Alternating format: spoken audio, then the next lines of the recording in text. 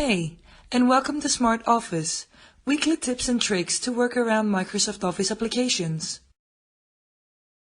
Today, I will show you something that has to do with Microsoft Word.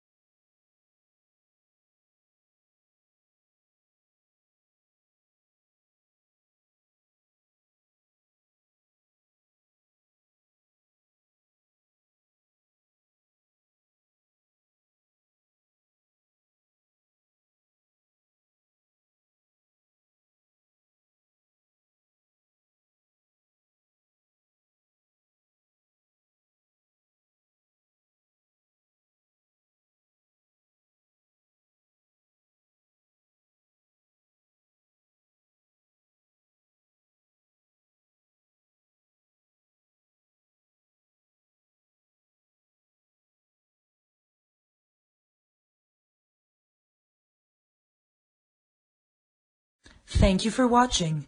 If you liked what you saw in this video, go ahead and subscribe to my YouTube channel. If you have any questions or suggestions, head down to the comment section and let me know.